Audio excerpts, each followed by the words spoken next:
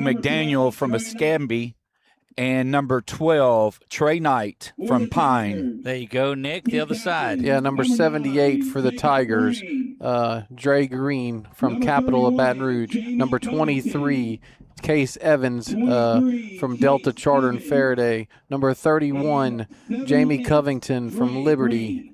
And let me find the number 9 is the last one on the right, Jacob Crane, quarterback from Franklinton, Louisiana. There you go. So let me tell you guys, when the coin toss went how it did at the draft, you could almost heard a pin drop when it came to find out that these two were playing the first round and wouldn't have a shot to battle for the championship. Nick, am I right? Yeah. Very interesting, to say the least. They had already planned on their matchup and how they were going to win their first round games, and not so fast, my friend. We brought out and switched the coin in there, and there you go. Basically, Coach, what it was is the first two teams to get heads. And I think Doug had a coin that had heads on both sides. So him and Terrence, flipped first. I believe it. Call it like I see it. So the first game in the books, of course, Team Knights wins that one 31-21. Jordan Mason, big day. Aiden Tate, who will join us at halftime, had a big game as well. And this is the Lions and the Tigers, Team Andy, Team Marcus. And how about that now? We've got our official mic'd up in this also. Yeah, great work by the officiating crew to go get some equipment from their vehicle, and now they had the setup here at the school, and they were able to plug in, and we're going to be able to hear it through our ambiance mic. There you get a good look at team on your screen there. Team Lions, Team Tigers in blue. And, of course, those of you that are just joining us, if you did not stick around or did not join us for game one, they're using the NFL kickoff rule, and they used it last year when we saw them too. So, guys, the Mikeys, McLean, number 3, and Cameron Rogers back to return for the Tigers. There you have it, McLean at the top, Rogers to the near side, back deep to receive.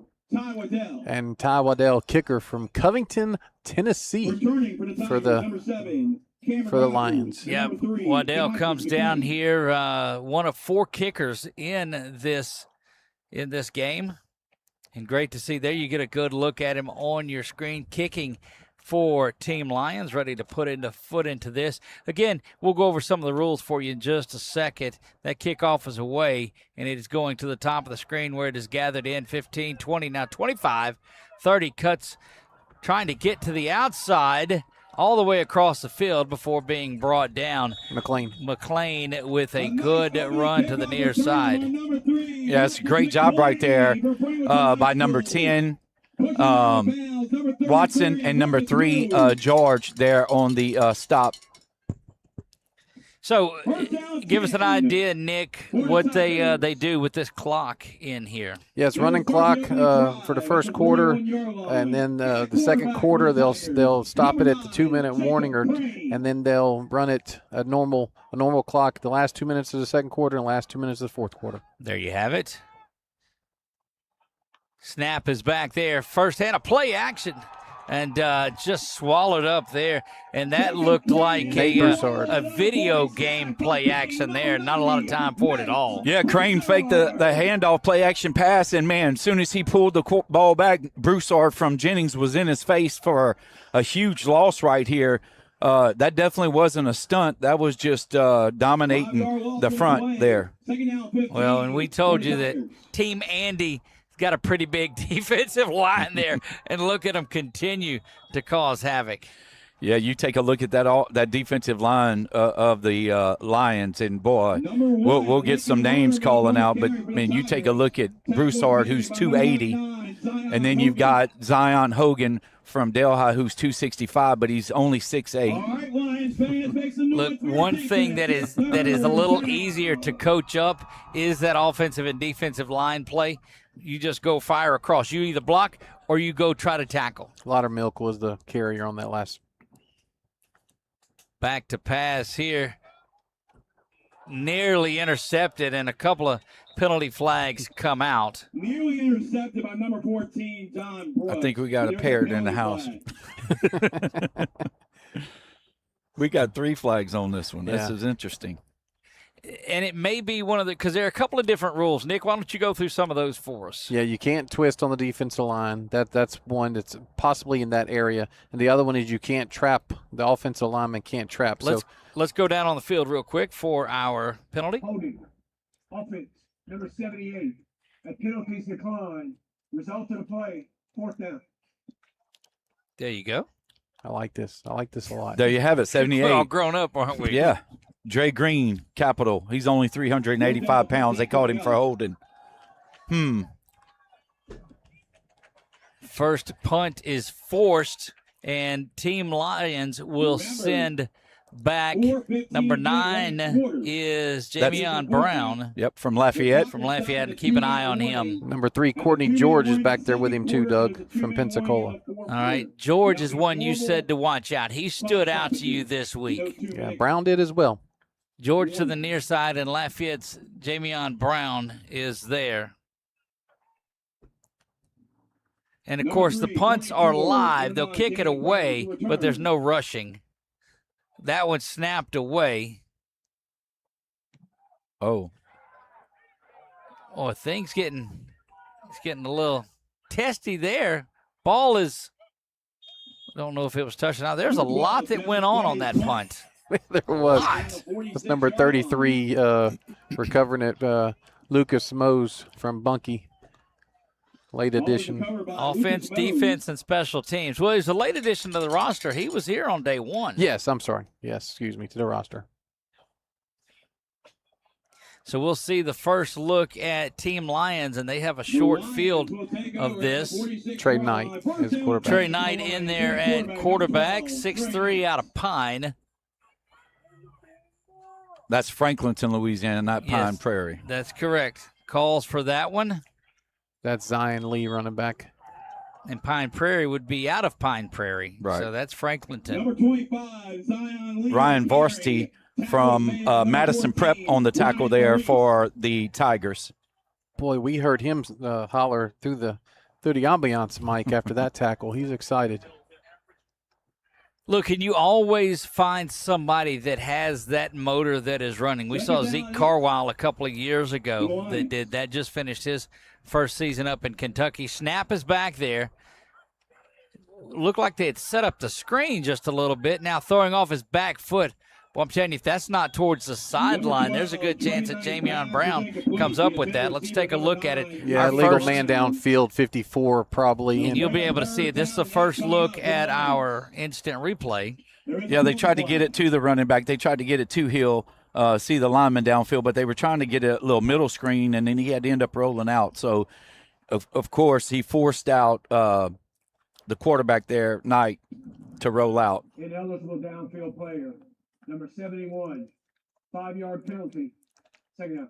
I guess they could pick their number on there. There were 3 of them down there. Well, yes, but he's the biggest one of them out in the middle, and he was easy to spot down there, especially on our replay that we had there. Doug Gant alongside of Nick Magnano, Thomas Scully here in the booth for you. Delighted to be here on this beautiful Tuesday afternoon, New Year's Eve. Second down and 12. Calling for the ball is Knight there. He's straight drive back, and he's pressured. Trying to escape. Ball is on the ground. Fumbling around, but going to fall on it there. So here's the confusion with this rule. They're not supposed to hit the quarterback, but the quarterback doesn't go down or stop. So as a defensive guy, I'm going to go ahead and try to figure out a way to take him down, and that's exactly what they did. And while they were taking him down, he fumbled it. But Hill being back there, Zion was able to recover it for the Lions. I was about to say Orange Team Lions. But Zion Lee recovered it. You've got about 3rd and 29 to go here. Snap is back. There's a little bit of a hole there. That one's lifted high. Well, there's just a pretty good level that is being played here Yeah, number 14, Ryan. Yep. How you pronounce the last name from Madison Prep? Number 14 for the Tigers there. Varese with the pass breakup.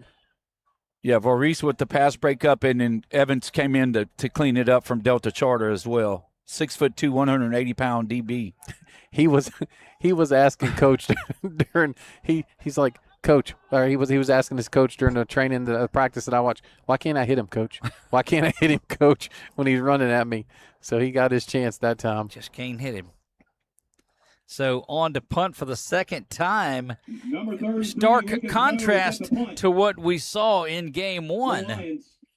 Yeah, we went down and they answered and scored, and then they answered, but we did not get a pick on the first possession.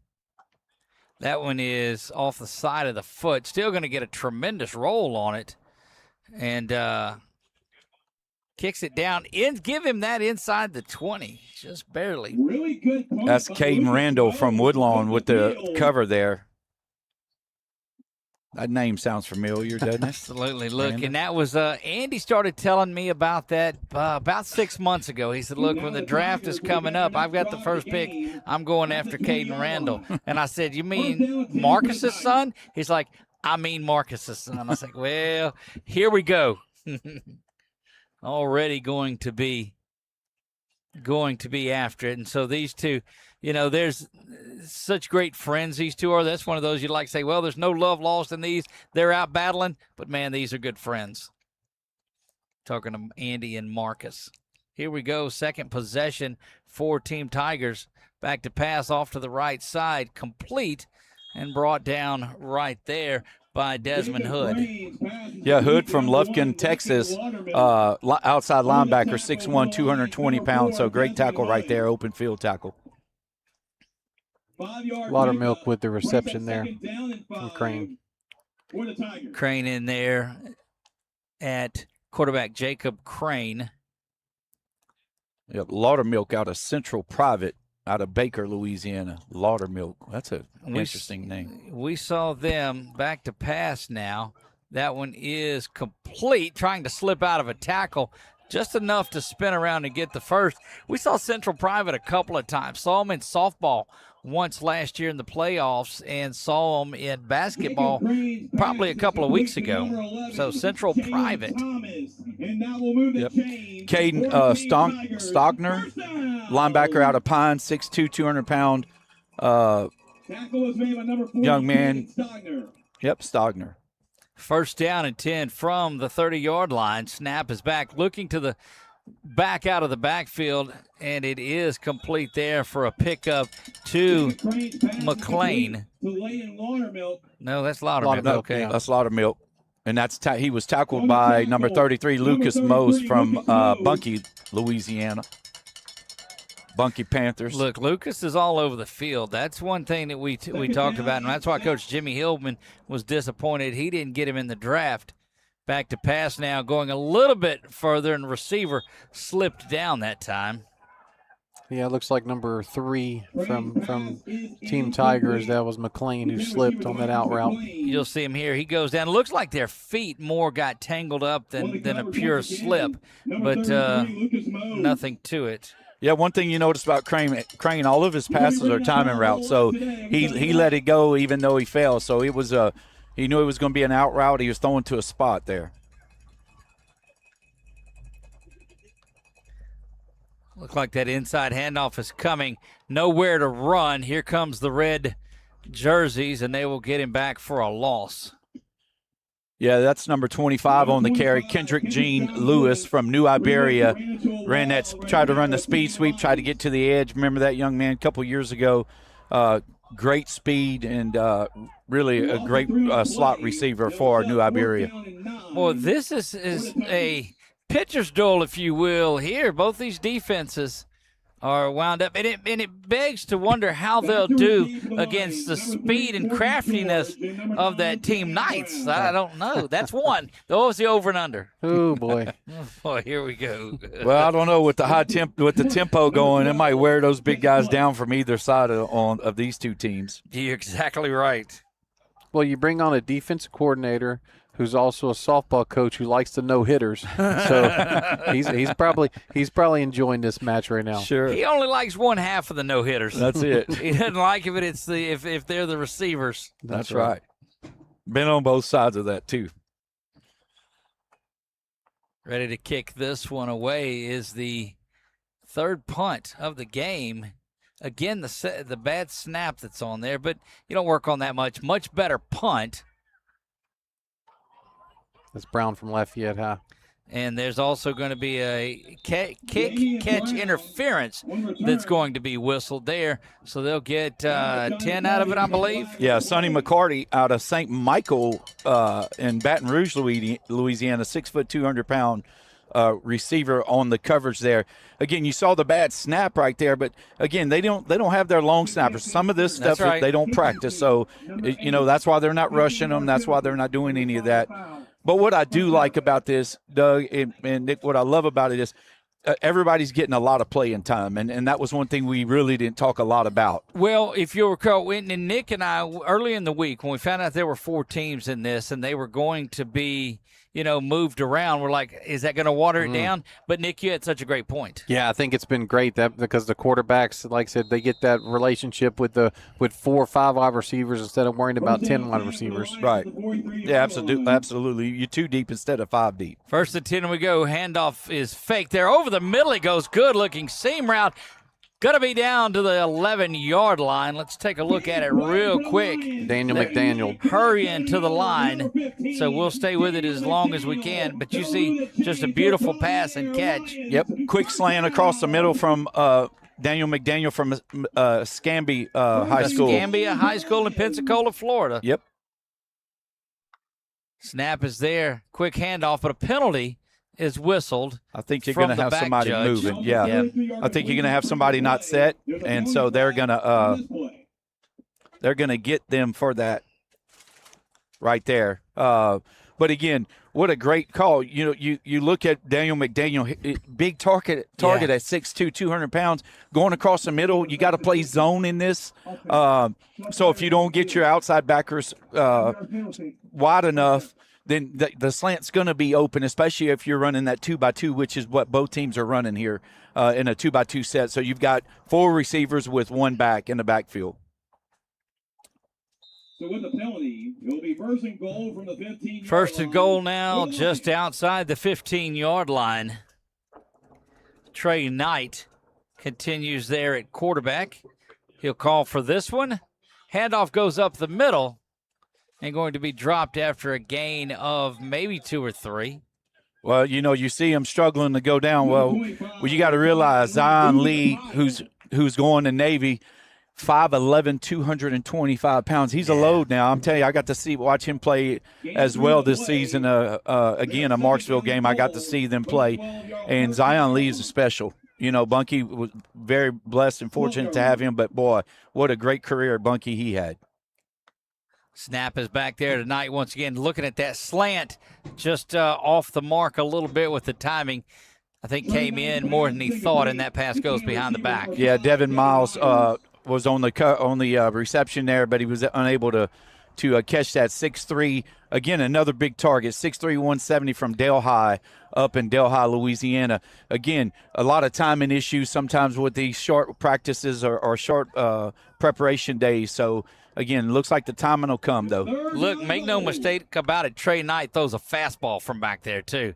He's going over the top to the fade, intercepted in the back of the end zone. They're going to give it to him. I thought maybe he might have stepped out of bounds, but they gave it to him. Did you see? Yeah, number 20, Christopher Let's take Vick. a look at it one more time right here. You'll see Knight try to throw that fade or jump ball back there, if you will, and just good inside position, Coach. No, he was in bounds. Good call right there, yeah. How about that playmaking defense, Tiger fans? Yeah, so great job right there by Christopher Vick. He's 5'9", 165-pound DB from Bear Lair out of Baton Rouge, Louisiana. Great coverage right there. Of course, he's going, the Orange team's got some huge receivers. My goodness. He was under his rib cage there. If he throws it up, he probably has a better chance at catching it. They will take it at the 20 following the touchback and the interception in the back of the end zone. Another 5 wide set coming from one of these teams. Jacob Crane now pointing some things out, and they will stop momentarily. Doug, let's go back to that seam route there that the Scambia player, Yes. Coach Mike Bennett, who wasn't able to be here this week. Coach Gary said that he was taking his family, his grandkids to Disney World. I'm assuming he's probably watching his players, and I look forward to seeing him next time around. Misses those early morning breakfasts and coffees there and late night pizzas and all of that encompass this week. First down and 10 now. Crane back to pass. He's looking to go down. He just throws that one into the arms, in and out of the hands. And, boy, that was close. Yeah, good work there by number 2, who is Kendrick Cahey. You see it here going down the field. And, look, I'm telling you, that was just – right there. That was Jacob Crane throws that ball well. He dropped it into Demekus McLean, who just couldn't hang on. Demekus, a 6'1", 155-pounder from Franklinton, Louisiana. These guys are so fast, but up here it looks like slow motion. But I'm telling you, they've got some jets out there. Second down and 10. Continue that 5 wide set. Crane rolling, designed run pass option, I guess, and creating a little bit of separation. I don't know if Crane wouldn't have been better suited to take off. They're going to catch him for throwing it beyond the line of scrimmage here, though, it looks like. Yeah, that's the right call to make. But, boy, he had daylight for a good 20 or 30 yards down their sideline over there. Of course, you know, you're looking at it over there. They don't have bleachers, so they're just the team over there by themselves. Yeah, Bryson Vaughn, linebacker on the coverage there, guys. Number 9. 5-yard penalty from the spot of the foul. Includes loss of down. Third down. Just got to remember they've got they guys. are mic'd up there now too, and so that's such a tough penalty because it incurs loss of down as well. Yeah, it does, and that's unfortunate break. Getting lost there, he's scrambling. You don't really know where you are, and so that makes it tough right there. But hey, you know, again, 2 athletic quarterbacks we've seen so far in 2 possessions, and we're still we got 45 seconds and counting left in this first quarter. Snap is back there. Crane back to pass. He is being pressured up the middle, and of course he is.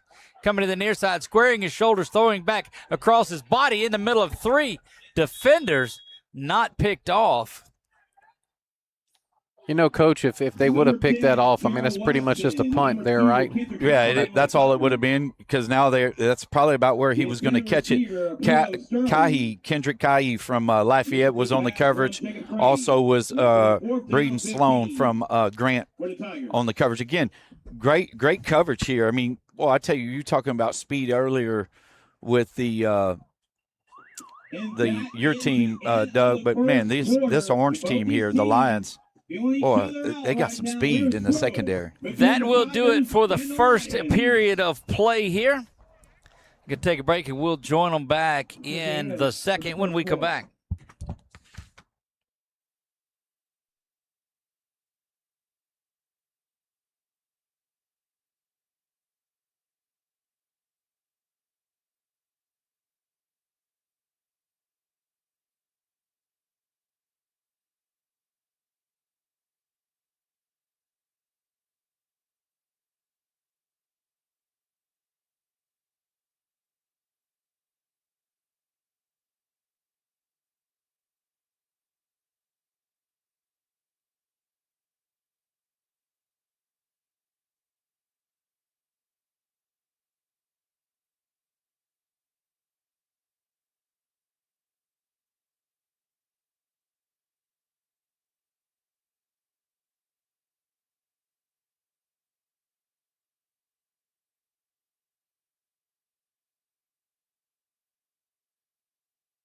The second quarter.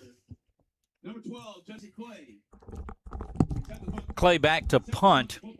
Boy, just no matter what, there's going to be some great field position for Team Lions. Yeah, George and Brown back to return this, guys. Kick us away. It's high and going to turn over. That's a good one. Going to push him back to the 45-yard line. Gathered in there. Trying to make a man miss and does. So the 50 now 45. So a good punt, but able to go out there and make things happen. Great job right there by Sterlington on the coverage from Woodlawn out of Baton Rouge. We're getting great field position, but what a punt. That turned over right there. You hadn't seen that very much, but when you've had 3 chances to punt, eventually your leg's going to get warmed up. It's not what you expected now. We were talking about it during the break. You were talking about 7-6 games. This is kind of reminiscent of what you were talking about, even though they're empty backfield most of the time when they're lining up. Maybe it's just Team Andy versus Team Marcus, because that's what it's been for the past years, Doug. Maybe that's what it is. Well, and so when we had our coaches meeting this week with Team Knights, we tried to I like how he says coaches meeting. mix things up a little bit. They let me sit in on it, and snap throw over here to the near side to Escambia receiver is complete. Yeah, that's Daniel McDaniel. That's just great. Daniel McDaniel. I love it. Reminds me of McDaniel or Orlando McDaniel, who used to be out of Lake Charles High School back in the day. Snap is back at second and third. Handoff up the middle. Big run there from Jonah Grobe. 6 foot, 200-pound from Albany, Louisiana. Here goes your up-tempo here, Doug. Look, it works, and they saw some of the film out there. They got the huddle and the sky coach and all those things that you have. They don't, but there you go. Don't forget, clock will run until the 2-minute mark of the final 2 periods. Snap is back there.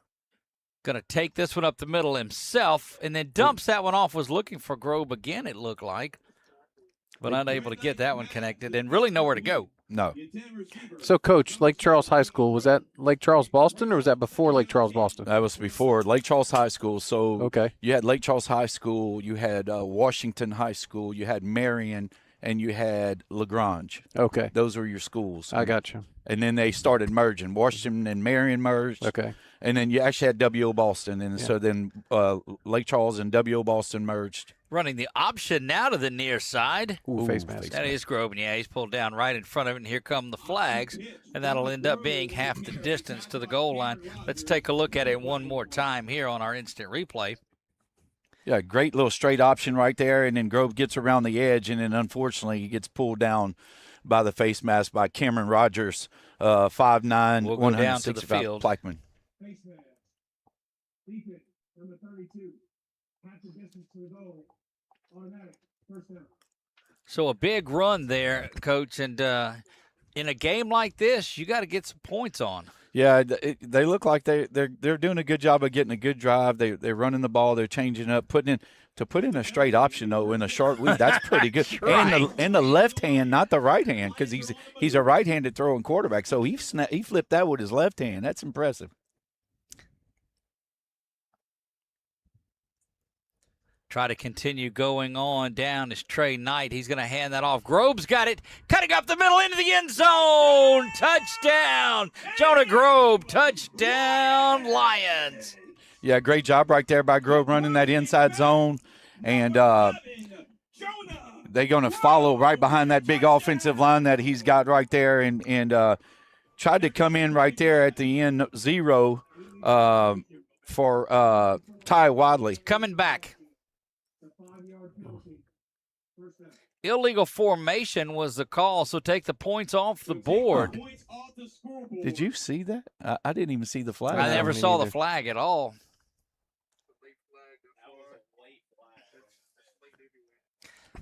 Wow. Dead ball foul. False start after the play. You know who this guy reminds me of, and I had to look up the name, but the number 7 from the Lions, Toby Gearhart from Stanford. Oh, yes. Remember the running back from Yes. Stanford? Yes. Well, he made that cut just Sure now, did. reminded me of him.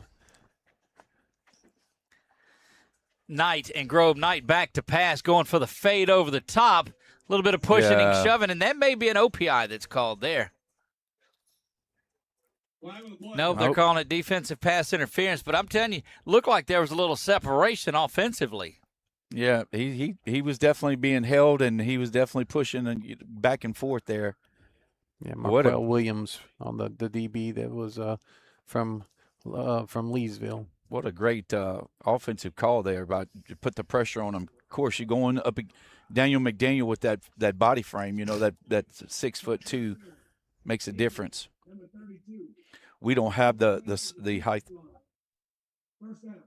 Sorry about that. We don't have the height of Williams, the DB from Leesville, or his sizes, but he definitely. And look at so the difference. Let's go back to that last game, and you saw 6'6" Hayden Gainey, and he's probably about 30 pounds lighter or more than McDaniel.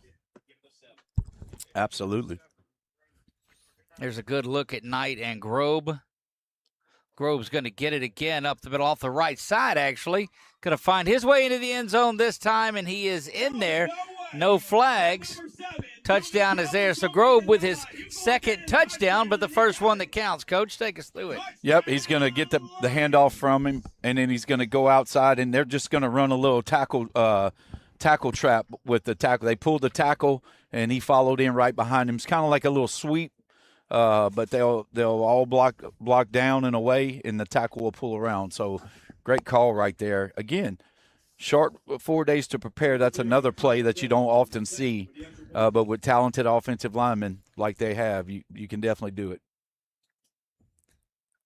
Waddell puts that one through. It is up, and it is good. 7-0. Lions take the early lead. This one does count. First points of the game. 7-0. Lions lead this one. 0. Lions fans, how about that offense? Well, you could see some Jonah Grubbs fans sitting right below us here. I saw when he went in to score, Mom comes up, hands up. Camera, you can see her. She's standing back up again. So, again, it's so neat to see all the families here, and a great turnout again for the second game. Even though the sun's starting to go down, it's starting to get a little cooler. You get a chance to look at it again real quick. Grobe off the right side, and this is the play that got all of the fans up and going. Yeah. Gets into the end zone right out of the hands of 23 Chase Evans, but Grobe was not going to be denied. Yeah, he got right in behind 51 Zion Miller, the 6'3", 325-pound offensive lineman from Escambia High School, so out of Pensacola. So yeah, I would definitely pull him as well. There you get a good look at Ty Waddell teeing this up, getting ready to put a foot into it. It is up and away. Going back into the sun is where that's at. Handled at the 30. Now cutting to the near side. Will spin around. Kedrick Gene Lewis, guys. And quickly thrown back the other way. Lewis on the return. And guess who's on the tackle again? Number 1, Caden Randall. Caden Randall. A difference maker in this against Marcus Randall and Team Tigers. How about that? Number 1 overall pick for the draft. There you get a good look at Caden Randall as he comes off. Extremely excited. I wonder how that conversation has gone since the selection at the house. For the Tigers, and he's seeing his son. I don't know about you, Coach, but I'm pretty sure, like whenever I would play pool or ping pong or basketball against my boys, okay, I wouldn't let them win. They'd have to beat me. So I'm pretty sure that's what him and Marcus been talking about. Oh, absolutely. There's no doubt. You don't lose as the dad, and if you do, you don't ever hear the end of it. That's right. That's why I haven't been playing golf with my youngest here lately. Because he's getting. That's right. Got a little knee issue that I'm kind of milking. Yep, exactly. Well, and he works at a golf course, so it's uneven playing field there. That's right. Zion Lee with the run there, guys. Good look from Zion coming in. I'm sorry. That was Willis. I'm sorry. That was McLean makes his way in. He's in the backfield now. And in battle with the tackle. I'm sorry, from Escambia. Yeah, they got Lewis in there for the running back from New Iberia now in the backfield. So when they go empty, he goes to the slot, and when they go 2 by 2, then he'll go into the backfield. You see Crane and that offensive set again. They go in that 2 by 2. Under 9 minutes to go. You see that on your Wallace Line Associates scoreboard. Snap is back there. Quick hitter. And that slant is complete over the middle and down. And, guys, if we've seen one play that's been effective, something that people have all put in, it's been that slant. Yeah, the slant's a difference maker with you having to play the zone. And in most of these guys, since he can't stunt, run anything, they're running a 4-man front, sometimes a 5-man front. So you're spreading your linebackers out. So they're definitely finding the holes for me. Actually, yeah, they're running a 4-man, so they're running a 4-2 actually. So yeah, definitely gives you a little inside advantage. And on those, your linebackers have to get depth, right, Coach? Yeah, and see, they're right now they're playing tight because off the play action. Oh, nearly intercepted, and Crane went to the ground following that one. But, I mean, in and out of the hands. Let's see that again and see who it was that had that. I don't know if I saw. Number 40, who is Caden Stogner. Yeah, Stogner almost had a interception, but yeah, you're running that 4-2, so they've got to respect the run. So great job of doing play action pass, makes the linebacker step up, and they throw it right behind them. Kind of an offset 2-by-2 here with more of a slot. They come right tackle, and having none of that is Adrian Battle, the D lineman out of Escambia. Yeah, Adrian, defensive lineman, 6'3", 260 pounds. It's unbelievable how big these guys from Escambia are. Yeah, Coach Gary's excited about that, bringing him from Florida. Nick, I don't know. This seems to be the biggest, most athletic group to come over from Escambia in a few years that we've seen. Yeah, it seems like we've seen more. We've seen more skilled positions from them in the past. Exactly. But you are correct. 3rd down and 11. Make some noise. 3rd and 11 now. We'll see what Crane and company are able to do with this. He goes back to that slant. It's complete. Just finding that soft spot in the zone, and that's 1st down. Well, he needed 11, and he got 12 again, Coach. Yeah, great job right there by McLean just to get underneath, ran a little curl route, and got underneath the DB there. What about the timing, Coach? I mean, the timing between those two, and they've done this for 3 days. Yeah, well, it's going to be pretty simple when you're not getting any pressure. Gotcha. So when the quarterback's not, he can take his normal drops. He knows he's going to have time, and if you notice the guard, the center, and the 2 guards are foot to foot. Okay. The 2 tackles have a little spacing, but they're all real tight. So he knows in the middle he's going to be okay. Gotcha. Look, they are finding tough, and we thought it would be as much tough to run that ball up the middle. Yeah, and it is because of how tight they're playing. But when you're running that 4-man front, I mean, they're going to be able to double team a little bit. And I tell you, what's crazy is Tigers. They've got a huge offensive line, man. Well, look, those 2 drafted to grind the ball away. I take a look in there at on that right side, number 78, Dre Green. He's a big one, 5'11", 385 out of Capital. And he's the center, and then you got the 2 guys from Slidell on each side, which is 275 and 300. Yeah. So you've got almost 1,000 pounds between 3 guys right there, and man. Between the tackles, yeah. Indeed. 2nd down 9. Back to pass as Crane. He's getting pressure from the outside. Jumps up out of that, but he's not going to get away from the next man through. Yeah, number 90 there with the shoestring tackle for the Lions. That's Nate Broussard. Broussard out of Jennings, yep. And then, of course, and Battle from Escambia again there. But, when you take a look, if you can just sit in a pocket right there, he's going to be fine. But, boy, when he's got to step up and bounce it, then you've got those big defensive ends. I mean, you got 6'8" and 6'3" on the outside coming in. Look, this is right where the Tigers won it, 3rd down and long. They were able to get it the last time around. Have to make the 27 to get the 1st down.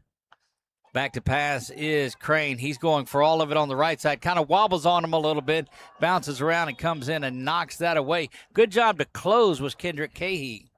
Yeah, great job right there by him and Don Brooks, who is a 6'2", 160-pound DB from Palestine, Texas. You don't see many 6', 6'2" DBs. Not anymore, you don't. No. They've morphed more over to safety, I guess, if you will, but short field to punt. Number 3, Courtney George, and number 9. Yesterday in the junior high game, they would give them 30 yards on the punt. And Nick said averaging 30 yards for middle schooler punting the ball, he said he'll take that every day. Absolutely. will try to pin them back inside the 20. That is high and not going to be returnable. Fair catch called for, dropped, but going to hang on to it are the Lions. They'll start at the 16-yard line with 3:43 in this running clock. So we're a minute and a half or so away from that 2-minute warning. And we're already through the second quarter. Yeah. In a 7-0 game. No kickoffs has made the difference. We talked about that between games. That first game went a long way because there was a lot of scoring, a lot of kickoffs. Too many points on the board. 2, huh? I don't like it. Oh, my. Got a DC on that end, Coach. No kidding. Look, remind me, I'll tell you about that stop there. It was an interesting interview with Ash basketball coach Lance Brasher last night. Snap is back.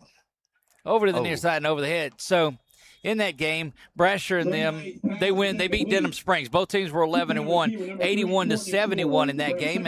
And Marshall Leffler goes up and interviews Brasher after the game, and he says, "Coach, you like to work defense.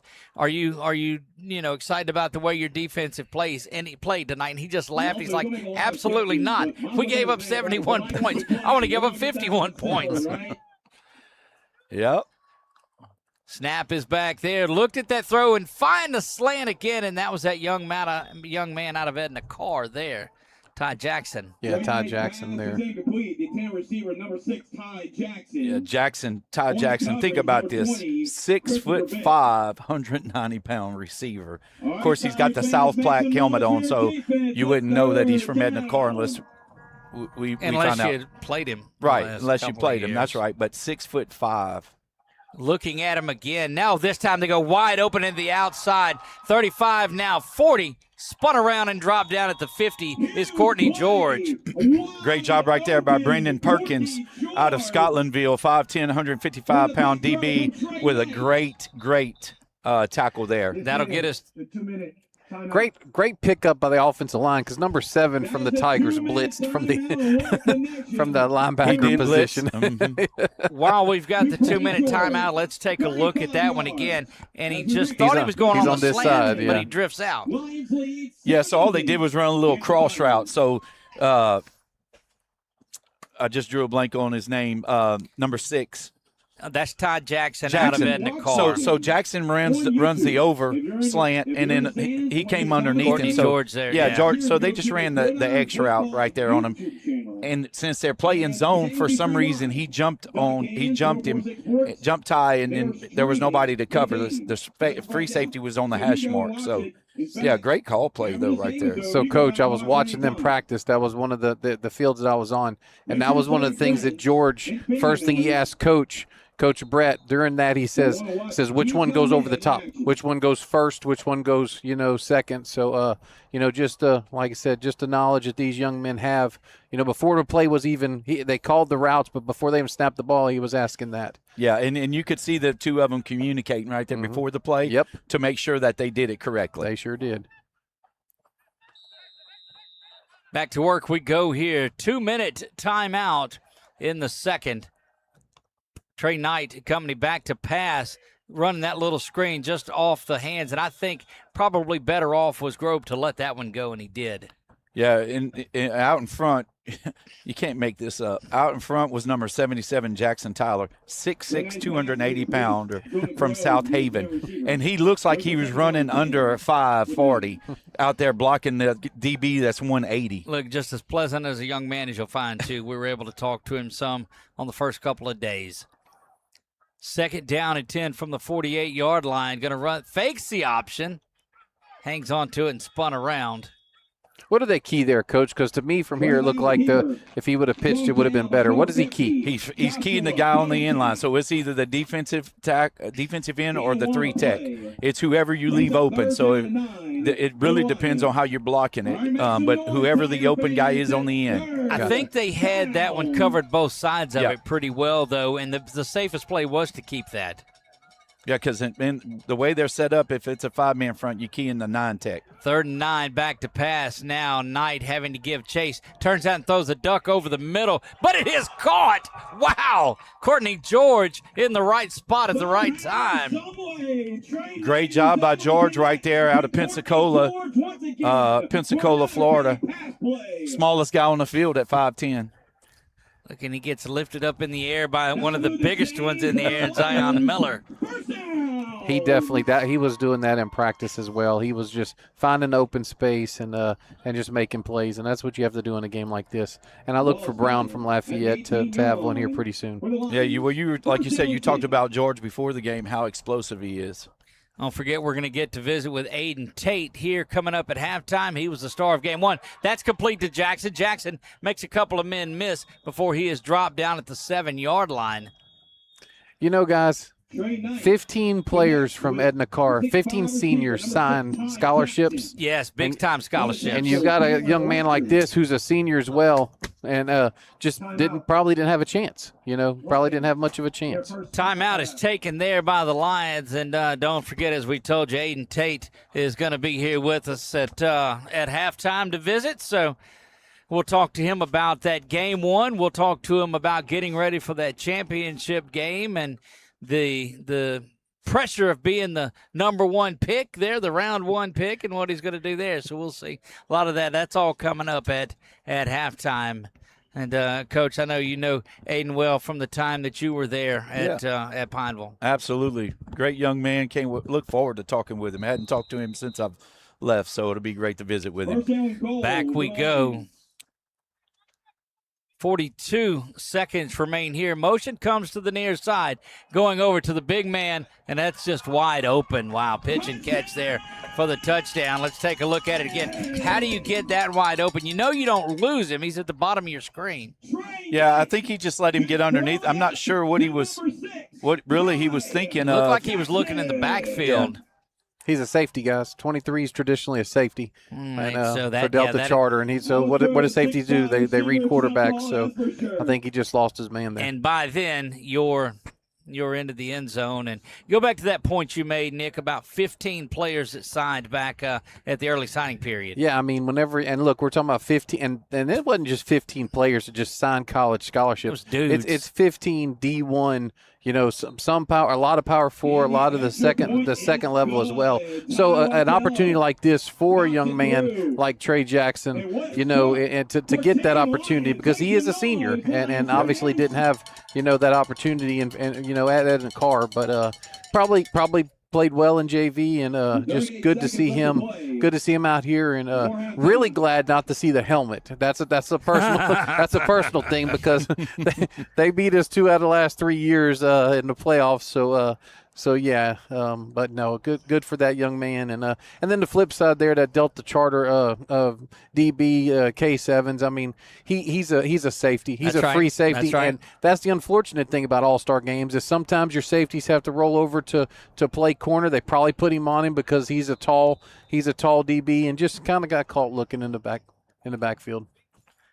There you get a look at Ty Waddell set to kick off for the second time today.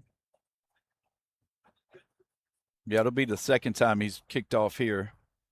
Puts a foot into that one. Will land it into the zone, and that is going to be Rogers that has it at the 15-20. Now 25, and he is hitting it hard and slammed down. My goodness. Let me guess. Mr. Randall, you can't make it up. Look, this is kick it to the right side. He's the return guy saying, "Can you kick it to their side, please?" Look, let's take a look again at Caden Randall that comes off of it, and he's on this left side, but he'll come up and lead the charge right at the end on your screen. Lifts him up and brings him back down, and talk about RKO wrestling move right there. Goodness gracious. Can't make that up. I'm telling you. Tell you one between him and who was it? Number 11 from Jordan Oglesby from here. No, Francisco. Francisco didn't want. Yeah, Francisco couldn't block anybody. But boy, he would lay the lumber on the defensive side. 30 seconds remain in the first half. 14-0 Lions lead the way here. Crane thinking about things just a little bit. We'll bring a man in motion, look for the inside handoff. And they didn't block the edge guy, and so that makes it tough. Again, when you're running that speed zone or speed sweep like that, and you don't block anybody on the edge, it gives you it forces you to have to bounce it. And of course, you bounce it, and guess who's coming downhill? Randall. So you might want to go down. That should do it for the first half of play. The clock's going to run out, and that will finish that off. 14-0 halftime lead is here. And the Lions take it. And look at Caden Randall coming off at the front of everybody. And there you see the rest of the guys. Yeah, Randall's still fired up about the plays he made there in the first half. Look, and all smiles too. And somebody else that had us all smiles up here in the first game was Aiden Tate, right out of Pineville High School, is been here and will graduate off in May. But Aiden, what a tremendous game for you guys. Oh, yeah. It was amazing. Honestly, I'm very proud of my team and the offensive line I got. And, I'm, meeting them for the first time and everything. We got along very well, and, we work as a very good team. I'm very proud of that. How did you get that chemistry in just, 3.5 practices, 4 practices? Well, I honestly think first you have to have good connection with them. We been talking for 4 days now, and we're playing a game together. Right. So I honestly think you have to have the connection before you get onto the field. And we've talked in a group together. We've laughed, had fun. And honestly, if you get to know these people, they're very amazing. That's the reason why I play football. Well, look, Aiden, a lot of them that you gelled with right here in Central Louisiana. So you've played around, grown up with, known a lot of these guys. Oh, yeah. I love a lot of them. I was talking to the guy from safety from Leesville, and he was like, "Man, you're a dog." And I said, "Thank you, man. You appreciate that." It's just like when they know you and they come up and talk to you, I really love it because their energy is so surprising to me. Well, Aiden, you were talking about the time you guys have been able to spend together. Tell everybody a little bit about what that looks like. You have 4 days, but what in those 4 days, what are you doing in those 4 days? In those 4 days, we actually have fun. We play around. We play an imposter a little bit. We got to know how skills work for us. And, playing with these guys already for 4 days, it's been amazing because they've taught me a lot of things about meeting new people and not being shy. And I love it because they give me the same energy I give them. Look, you hear somebody on the outside hear you say not being shy. That's strange because all we see is between the white lines when I don't believe there's a bit of shyness about you. Well, the White Lions, honestly, I don't even know what to say about them. When you get inside the white lines, it's on. I mean, you guys just when you get onto the field, it seems like you flipped a switch. Oh yeah. There's difference between outside being on the football field and being on the field, and everybody has that switch in them, and I know that because I've seen it multiple times. And when I play in a 100-yard squared field with 11 on 11, I'm locked in. I'm ready to play. I'm ready to try to get my job right. I'm trying to have fun and play the sport I love, and just have fun with my teammates. Well, Aiden, you had such a great high school career at Pineville. Take us back a little bit. Give us just an overview of what you've been able to accomplish in your high school years. Well, my freshman year throughout my seasons, I was a quarterback. Then I wanted to go to linebacker, so I moved to linebacker. And then I was going to start my sophomore year at linebacker, but we weren't scoring. So I told him I wanted to play running back. So my sophomore year, I started at running back, and I was doing pretty well. And then my dad was like, "We need to get you some camps at running back." And we've been going to a lot of camps. We're going to LSU. We went to LC. We went to Alabama. We went to, everything around Louisiana and a little bit out. And, one thing about a position I've learned about playing a lot of them is that they all relate to the same position. Like, honestly, running back is the same thing as quarterback. You just move it differently. And for me to have that skill, I'm just very happy to use it. And I'm going to keep learning from wherever I play. Probably one of your biggest games, maybe one of your most memorable ones. You kind of went off your junior season over there at Tioga. How did that game feel? Honestly, I was very shocked in the first and second quarter. They told me I was about to hit 300 in the second quarter and then a half, and I was like, wow. So they in the halftime they gave me a salt, and it was disgusting, honestly. And it was amazing because after the game, I got so many like people actually talk to me, and I'm a quiet kid, like a lot of people say. I don't really talk to a lot of people. I keep it to myself. I try to get into groups here and there, but after that Tioga game, people actually talk to me, and I like to see the smiles on people's face and come up and talk to me and say, like, bro, you did really good, and that makes me feel great. And if I have a bad game, I just smile and just keep it straight to myself and fix it for the next game. Well, when you think back and you look at everything you've been able to accomplish, and now you have an opportunity to do this on a field with nothing but all-stars and nothing but guys throughout, not just the central Louisiana and in Louisiana in itself, but some guys from Florida and, different guys. How does that make you feel when you're able to have the production and be the person that you've been throughout your high school, be able to have those accomplishments? How does that make you feel? It makes me feel great. Honestly, seeing kids from having different skill levels and everything, I try to compete to the best I can with those kids that are very good and, some that, struggle a little bit. But honestly, it takes work. I've seen a kid not be able to juke, and then next 2 months later, he's juking more than I am. And, seeing those kids, I want to do better because I see them, and if they're doing better than me, I want to push myself and do better than them. So honestly, it's about competition. I love it. Well, you got competition coming up here in just a little bit. The winner of this game will come on to face you guys for the championship. What have you been doing in this time off as a team? Have you guys been together? You've been talking something? What's been going on? Well, after the game, I went to go see my parents first, and then they wanted to bring me out to eat. So I went out to eat, and then one person showed up at the place, and we were talking a little bit, having fun. And honestly, 4 days of knowing him, we're like best friends, honestly. And then when I got back out here, I was talking to more of my friends.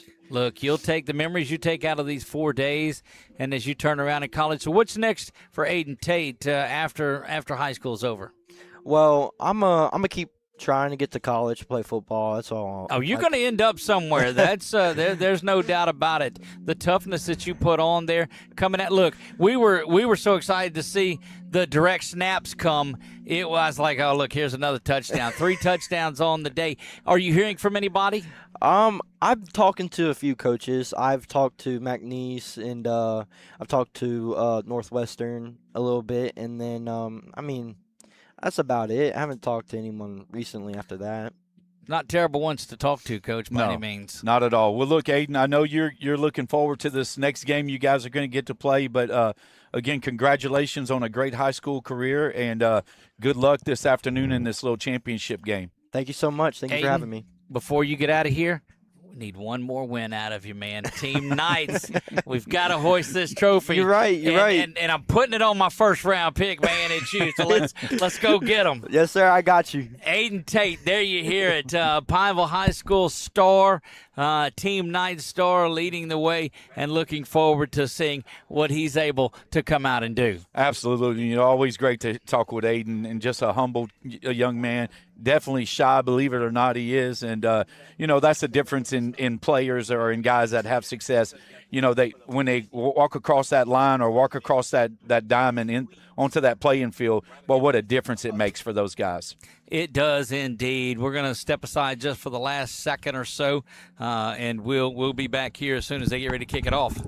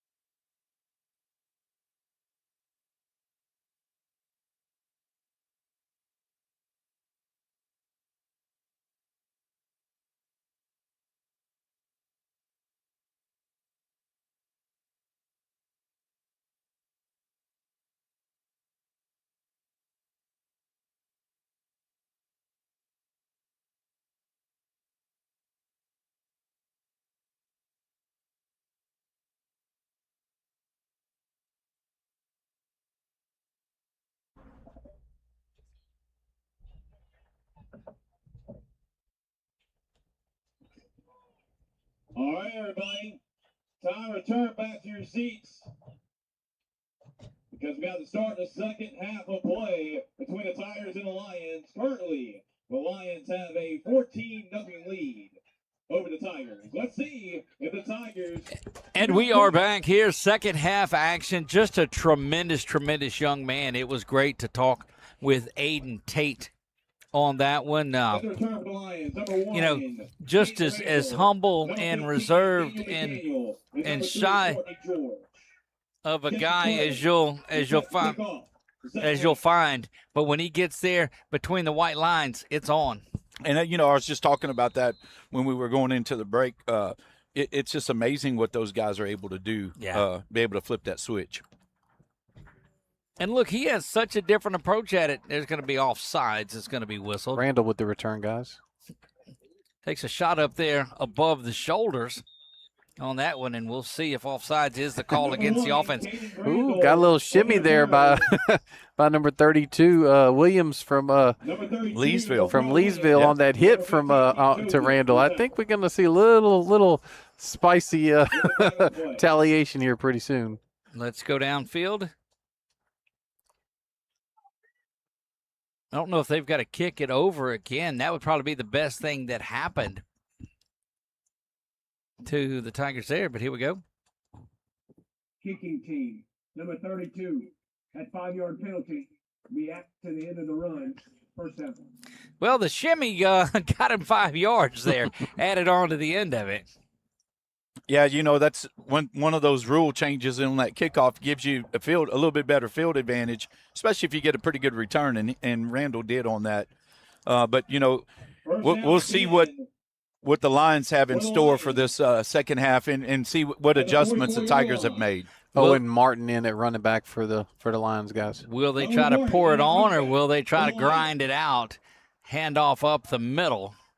And that you said was Morris, right? Martin, yes. Owen Martin out of Tallulah Academy is where he's at, Tallulah, Louisiana. Jay Spikes with the tackle there, guys.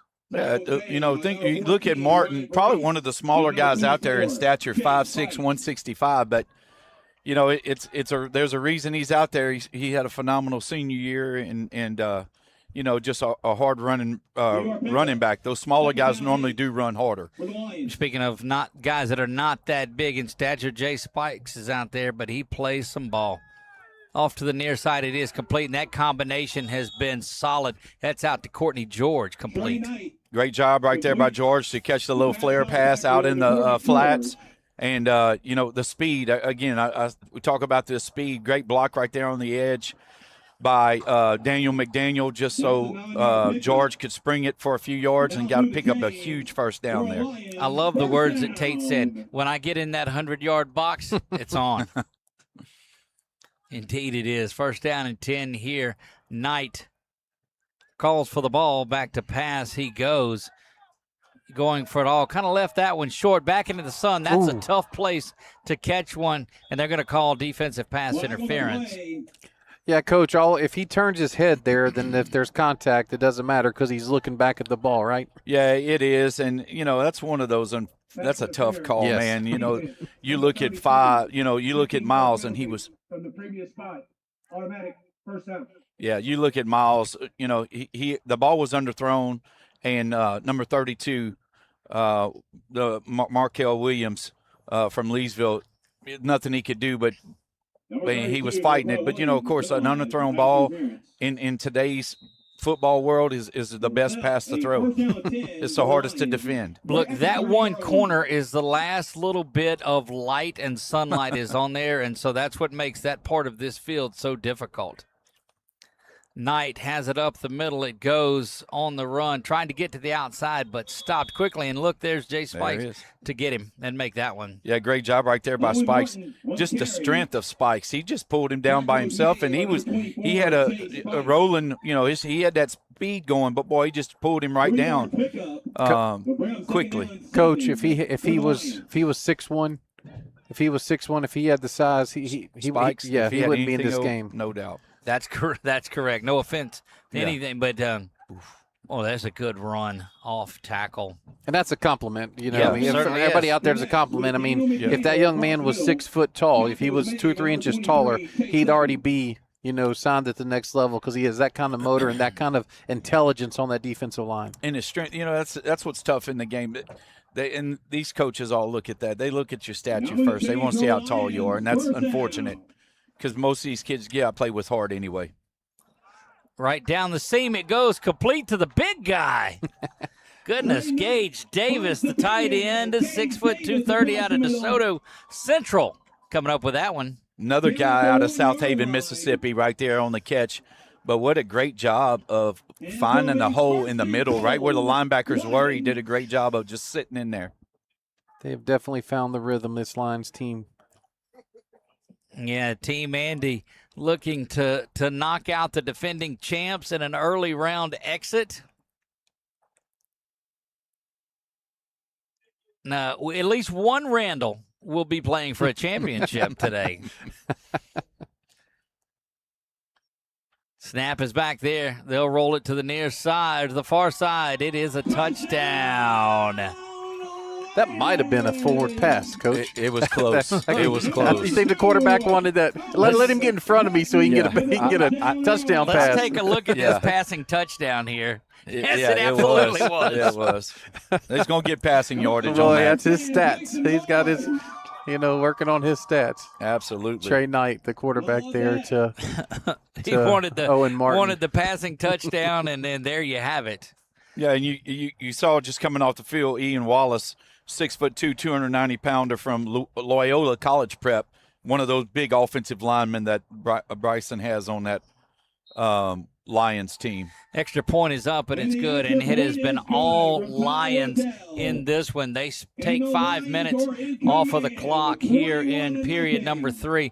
And, Coach, that's one thing that they always tell you about the first 4 minutes of it. What are you doing in that? Are you coming out and setting the tone? Yeah, and they've done a great job of that, the Lions have, and that's what you want to do. You get the ball, you go down, you score, and being up 14 already, now you're up by 21, it makes a huge difference.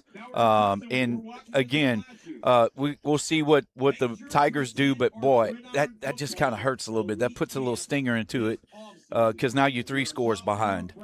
Yeah, and the way this defense has been playing, it's it's difficult on them because they've not given a bit up at all that Lions defense. No, they haven't, and again. You talked about picks and the way they pick these teams, and you can see from the experience of who's been able to do what. Down to the 10-yard line, gathered in. Tigers looking for something, looking for a little momentum. That's all the way out to the 37-yard line. And unfortunately for the Tigers, they ran into Mr. Caden Randall again as he's made his 4th tackle on the kickoff. Caden on his way to Southeastern. Nick, is that right? Yes. Southeastern. Well, Southeastern, Where the his- Lions are going to get a special one. Where his uncle is in the Hall of Fame there, Eric Randall. He was a great speaker. 2 years ago. Yeah, or last year. Yeah, hope Coach Eric is listening, watching this game, but definitely appreciate what he said down there last year in Gonzales at the 7-on-7 was a very, very inspirational speech that he gave. Yeah, next year, Coach, we're going to have to get you out to the 7-on-7 and get you out earlier in this. Just tried to ease you into it this year. Yeah, no, this has been great. The thing about it is when you're out of school those weeks that we are, it's I'm all softball mode right now, but yeah, I love this. Good pressure off the backside. Ball is on the ground, and the Lions take it from the Tigers. Oh, my. Yeah, Zion Hogan. Now they're saying he was down. Let's take a look back at it. Zion Hogan with the sack, gentlemen. Yeah, Hogan came off the edge unblocked, and that's unfortunate. 6'8", 265 coming at you. What are you going to do? Yeah. Well, good thing for Crane, he took it easy on him because if not, Crane they picking him up probably off the turf right now. But take a look at it again. He'll come off this left side of your screen. Yeah, I thought he had handed it off at first, so they're thinking probably jet sweep, and it doesn't happen. Back to work we go here. 2nd and 18. Handoff goes up the middle. He'll pick up just a couple, maybe 4 total on it. Yeah, great job right there by the young man from New Iberia, Lewis. You know, one of the things, Doug, number 50, Joshua Covington from Woodlawn's playing right tackle, and he's actually defensive lineman. So this is an adjustment for him on this right side. Well, and we saw that on day one with folks talking about positions and playing. Near handoff, going to come to the. Oh, wow, what a catch. Put it where only he stepped out of bounds. Yeah, they'll bring that back. So it's going to be at the 40, just inside the 40. But you're right, that was a terrific catch by Aprilio Sterling. Well, we got a flag down back over on the 42-yard line, so let's see what we. On the far side of the field, which is going to bring that back, we believe, and down to the field we go. Downfield player. Offense, number 59. 5-yard penalty. Just when you think the Tigers have something going, and then they get another penalty. That was an excellent catch. It was. It was an tremendous I know it doesn't go in the stat book, but that was an excellent throw and an excellent catch. And you can see it again. Number 2, Sterling. I mean, the DB plays it perfect. He's in front of him. I mean, watch this. I mean, the DB's in between him and the – wow. Well, you know, that's why Jacob Crane is such a phenomenal guy. He can put the ball where he wants to put it. What a great throw there. Unfortunate. 3rd and long, and that seems like that's been called a lot today for the Tigers. Snap is low but handled there by Crane, and here comes Hogan once again. And that one just thrown away. Look, the big work of Zion Hogan out of Delhi. They might want to put a little H back in and chip there, huh, Coach? Yeah. Well, they've got to get some help. And here's the thing. They're only rushing 4. But, you know, 4.5 if you count Hogan. That dude is huge. Well, but you said it, too. You know, sometimes you're going to have, when you're limited with numbers of linemen, you're going to have somebody that doesn't play a normal position. And so, you know, it is a little bit of a disadvantage, but – you know, you got to be able to step out. I mean, you can't miss 6'8". I'm gonna text Coach Blankenship now and say, Chip, that you run away from him. Yeah, Coach Blankenship's probably making a note He's right probably now. Watching he probably all this doesn't need he probably doesn't need his GM Jerry Jones. I understand. Let me stay out the way. He won't answer the number he gave me. I don't understand that. I'm gonna punt this one away. It'll be handled there at the 33-yard line, getting a good running start up the middle and down inside of Tiger territory to the 49-yard line is where the Lions will have it. Yep, great job right there by Johnny McCartney from St. Michael out of Baton Rouge on the tackle there. Again, one of those guys, that's a receiver, right? So you wouldn't think that he'd be on the punt team. So, again, good job there by a guy like that to come down the field and make a tackle. I'm telling you, the more and the further along these games go, and you seeing a Crane and these guys that are playing and Knight, you get to see a lot of them, the more I like this format. Yeah, I agree. Snap is back. They're going to run that option. This time it is an option and not a forward pass. Down inside the 40 to the 39, and that is number 25, Zion Lee. Yeah, Zion with the little straight option from Crane. But, boy, here's the interesting thing. The cooler it gets, the sun's going down. Those hits you got to make on a guy like Zion, that hurts. So you're going to see a little bit different as it goes along as far as the way they're going to hit him. Knight calls for it. Lee gets it back. No, Knight's going to keep it himself, and he'll get down near the 36-yard line and enough for a first down. Yeah, big hit by 51, Zion Miller. 51's Christian Miller. And also 0, Christopher Nelson, the linebacker and DB from Livonia on that tackle as well.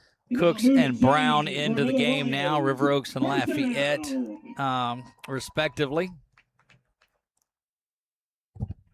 Still Zion Lee in the backfield with Knight. Trey calls for the ball. He's back to pass this time. looking over the right side. Got to be a comeback route. Where's E.J. Scott when you need him? And that one is out of bounds.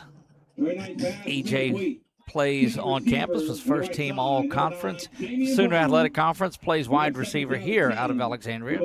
Talk about short in stature. But, boy, what a machine, huh? Right.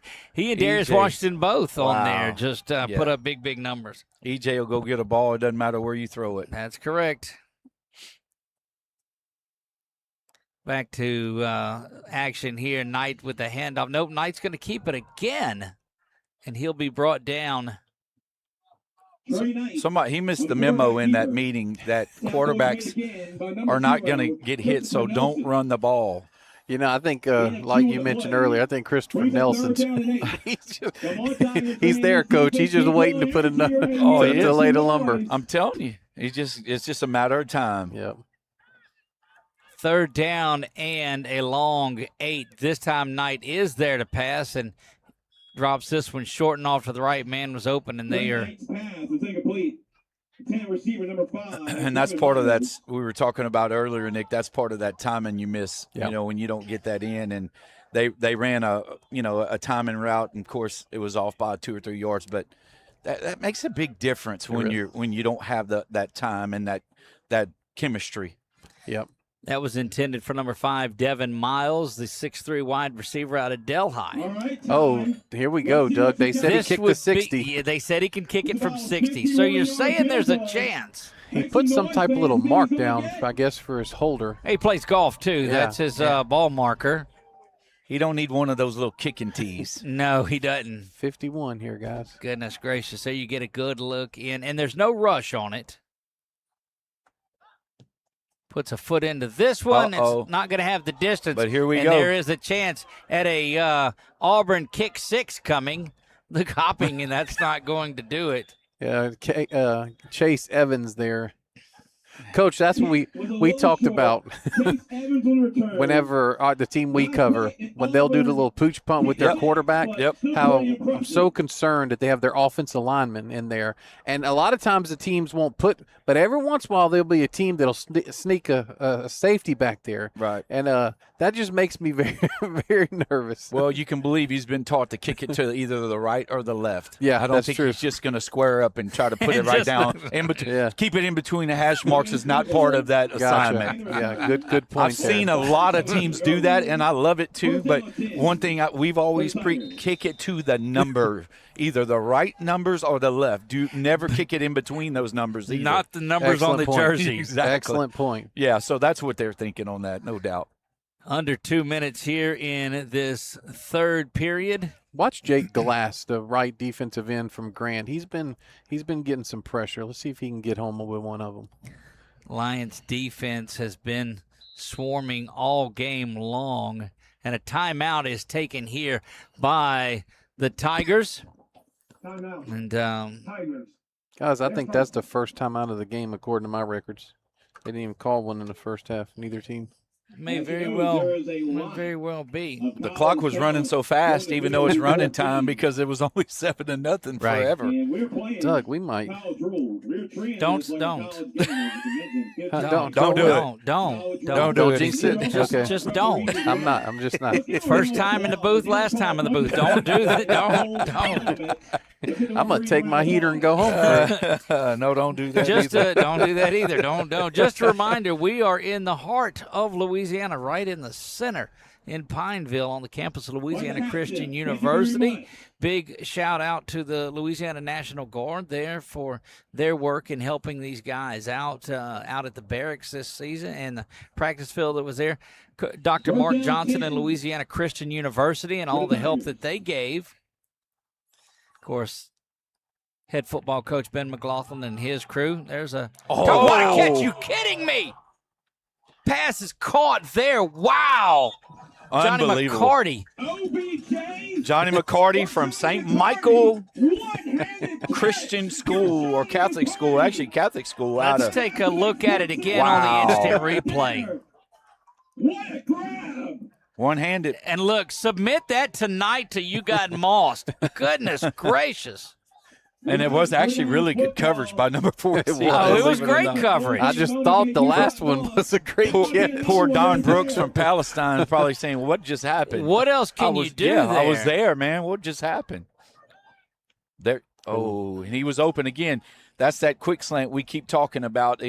Linebackers, they do the play action. Linebacker stepped up. He tried to dump it over. Well, he threw it too low to him. You got to get one up. He's got to go get. Well, he actually did throw it up. Why but is the when you're- clock running, Doug? It's inside 2 minutes. Because it's not the end of the fourth. Oh, it's third quarter. Excuse me. But- That's why I asked. That's right. That's right. But when you're throwing it to the right side and you got 6'8" right there, Zion Hogan just puts his hand up. It makes a difference. Snap is back. That was Oh, complete and a another- little duck under. Oh, Out for another first down. Something brewing here as McLean gets that one. On the open field. And now we'll move the chains for another Tigers. First down. great job right there. Pitch and catch, little short route, and it looks like they're getting a.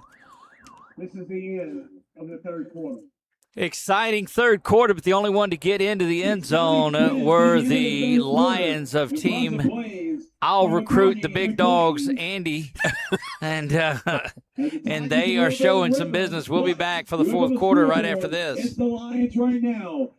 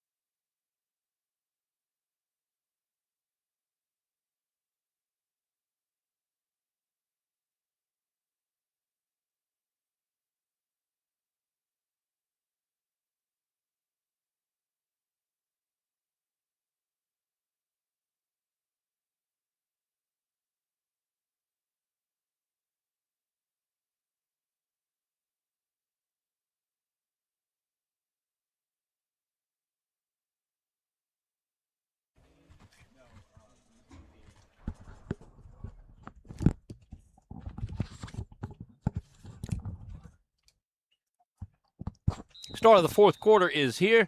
Doug Gann alongside Nick Magnano, Thomas Scully, Brett Stallsby, Matthew Magnano, and Nick Morrow bringing you this one. Swung out to the right side, complete. But, guys, we'll go back to that third quarter play. And what a catch by Johnny McCarty. All right, it's unbelievable catch, and here you think about the Tigers. It looked like they've come alive a little bit. They're finding the little soft spots in that defense that's played so well, and they've been able to move the ball. So they've got to get some points on the board right here on this possession, though. Well, here's a thought. Stay away from Hogan. Stay away from Caden Randall. They've moved Hogan to the right end, Coach. Yeah. They've moved Hogan to the right side. Well, that's perfect. Are I'd stay throwing to the right then. Are away they from. hiding him over there? That one is complete, but caught quickly. Good work defensively. There he there is. 33. Lucas Moss. Yeah. And you know that Coach Jimmy Hillman is smiling about that one too. He spoke very highly of Lucas Moss.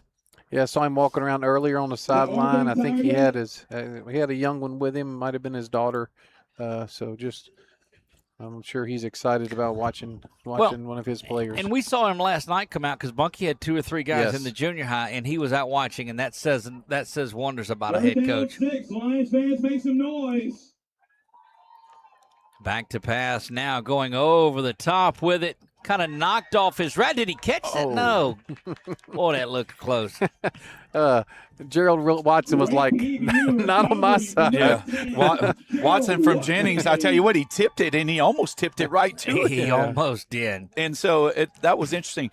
But talking about Coach Hillman, think about it. He had some guys on the not on his team, they're on this team. Right. And so, be able to do that. But you're going back, he knows the importance of your feeder programs and all that. right. And that's why you see so many coaches today spending time in their feeder programs as head coaches. They go and they're there to support those guys. And if anything I've learned as a head coach, that's what the most important thing is. And that's how you build those programs where you have success over time. And you even like Coach McLaughlin here, just recruiting local guys. That's right. You're going to get that support.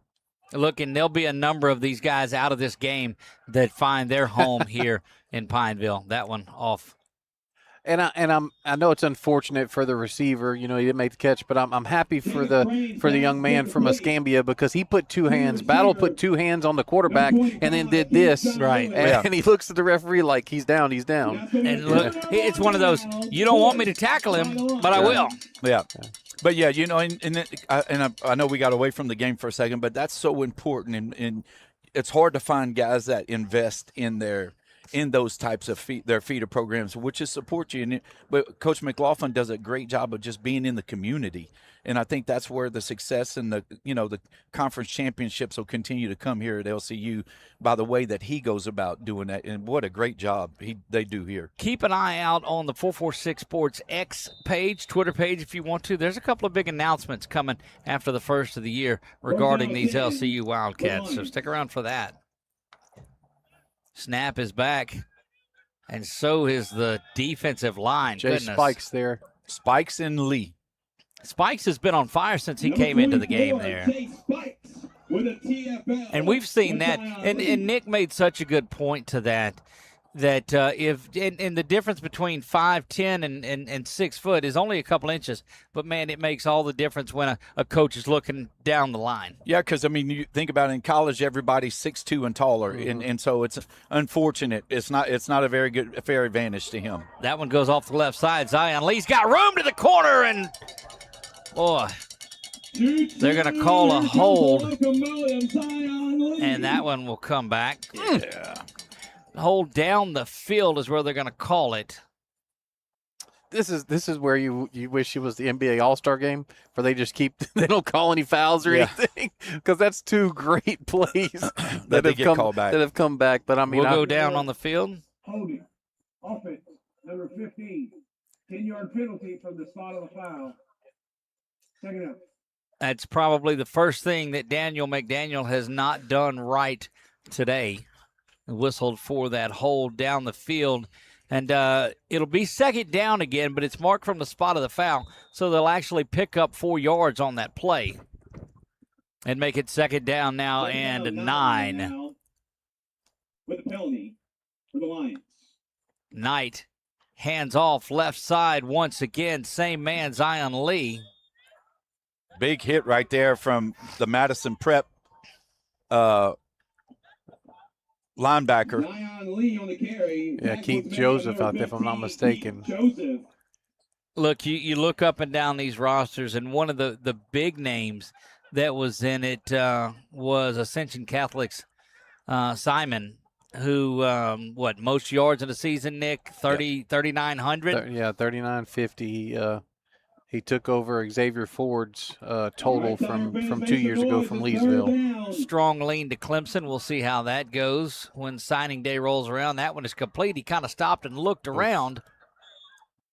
Again, ran right into number 14, Ryan Varsity from Madison Prep. The young man, Keith Joseph, the linebacker on the previous play from Liberty, 5'10", 200-pound linebacker, number 15. He's actually going off the field now, but that young man from Liberty High School out of Baton Rouge. You will see them up in Alexandria next season. Coach Jimmy Zachary, state champion coach at Opelousas, has made his way down to Liberty, and they will come up and play the Trojans this year. Snap is back tonight. He's got it. Handoff is to the near side. Clock continues to run at 9.5 to go in this one. Big Grove right there, but you look at Spikes, and Spikes just blew his guy up. He's done a lot of that. Oh, my goodness. We talking about 5'10". He just went up against Ian Wallace, who's 6'2". Let me tell you who don't care. Jay Spikes. Yeah. He will go. You put anybody in front of him, and his motor. You talked about Aiden Tate's motor. Yeah. That's Jay Spikes, and Nick and I have been able to see him the last couple of seasons. And you're in some guys. Ethan Reese. Oh, look at Caden Randall in at quarterback now. He was the backup in practice. He's going to run the Wildcat, and it would only be fitting if he got to the end zone right here and pointed over at Team Tiger. Caden Randall on the carry. So you want to beat your dad when you're going against him, but I don't think you talk a little smack to him, do you? No. Not if you want to eat. Not if you want to Not eat. if you want to eat, that's right. Because when you're talking to Marcus Randall, you're still looking up at him. to an NFL player. That's right. Oh, me. What a great lineage there with Eric and Marcus and now Caden and the work he's doing. Wildcat off the left side, and he is met at the first down marker. They'll give him the first and move the chains. Randall on the carry. Yeah, that's Chase Evans. Chase Evans and Ryan Brees. And Ryan Baris. Randall's going to come off the field. And so this one winding down, and they will award the offensive and defensive MVPs to the team that does not come out victorious. Right now, you're thinking Team Lions are going to move on. Team Tigers will not be set to defend their championship, so there'll be a new champion of the Gridiron All-American Bowl. But we'll get your guys' thoughts maybe on an offensive and defensive player of the game.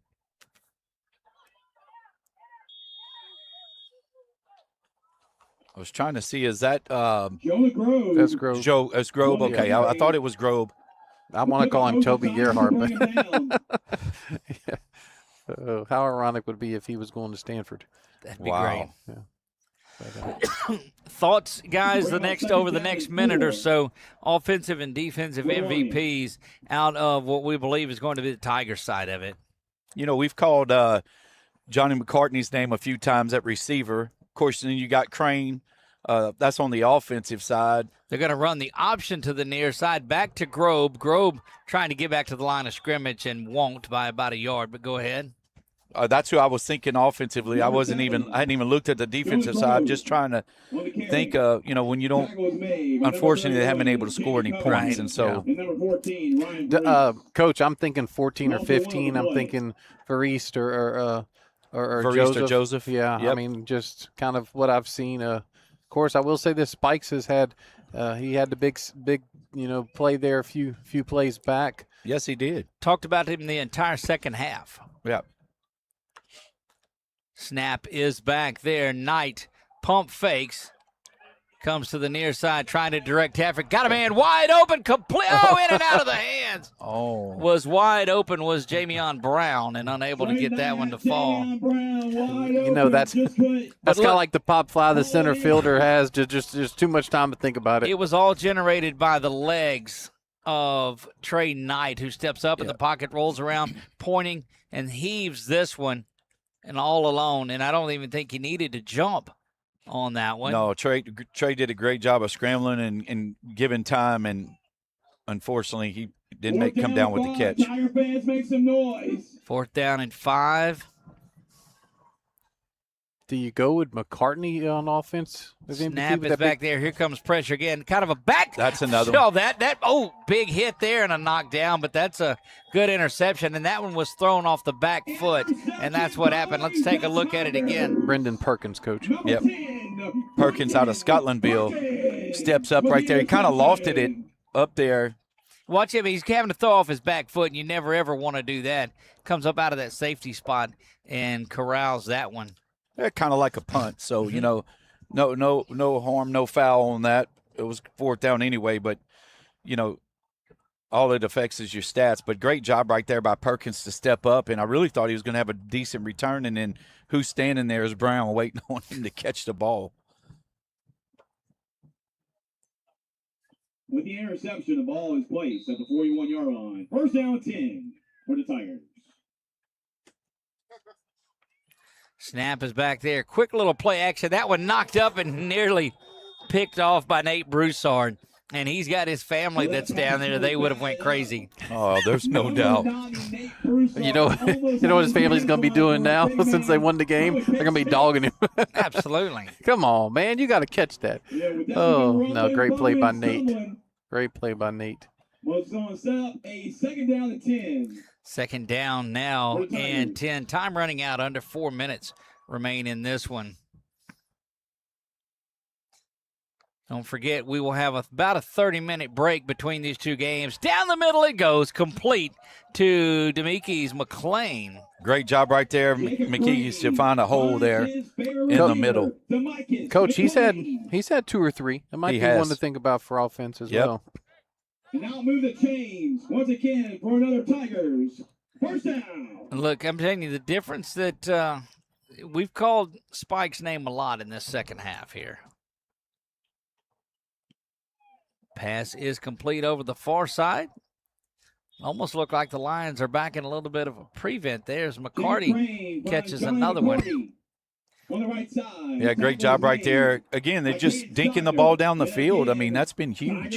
Is that catch by McCarty good enough to garner some offensive MVP there? The little one-hander he gets here? Very possible. Because he's caught a lot today already. Yeah, he has. Didn't think about him as well as another. First down and 10. That one bounces up to Crane, but he's got it spun around, hits the circle button, comes to the near side, hits it again. You got to be careful with that because there's some shark-infested waters there you're going to spin around in. For not hitting a quarterback and you're spinning, unfortunately. I think it's once you tuck it, you're on your own. Yeah, the idea is that and it's kind of like the NFL rule, guys, that you're not supposed to land with your body weight on them. They're wanting you, the takedown is one thing, but just not wanting you to get after the guys. Now, in that first game at the end, we saw some licks being laid. So, this game hasn't been as chippy as the first one. Here comes pressure once again. That was Adrian Battle that was there, thrown away and incomplete. Yeah, he had number 3 once again. 2-minute McLean open. He just couldn't get it to him. 2-minute timeout is here. I like Johnny McCarty for offensive MVP for this one. And I'm kind of torn as well on the defensive side of it. I do like Spikes, but I also like the work that, and I'm looking to see where he went on there. Variste, 14. Ryan Variste, I think we called him a good bit as well. But guys, thoughts? Yeah, it'd be hard to argue that with the touchdown. I mean, with the one-handed big first down catch that McCarty had, and then that one he just made as well. Yeah, and thing about that, you think about McCarty, he's playing receiver, but it's a big guy, St. Michael's. He found a way to get open, and then he made he made himself become open, and he did make some great catches. He really did. He's had a great great game receiving the football. Yeah, I mean, linebacker wise, your defensive guy, no doubt. He's been the guy that I thought of all along as well. That's correct. So that's our thoughts, and you see Marcus Randall coming down. He's got the trophies, congratulating the Lions side. There won't be another championship plaque in his house today. That one is going to the end zone. Knocked away. Good looking coverage down on the end. Yeah, great work there by number 14, Don Brooks. Great job. We've called Brooks' name a few times too in this, as far as young man out of Palestine, Texas. Yep, on the Lions side. I mean, he's done phenomenal. As you see him and McLean dapping it up between the two of them. Let's see if we can look back at that down on the backside of that play just to go up and knock it away. Yep. Perfect technique. You get the upfield hand up. You get on the inside hip of the receiver, and, you trail him.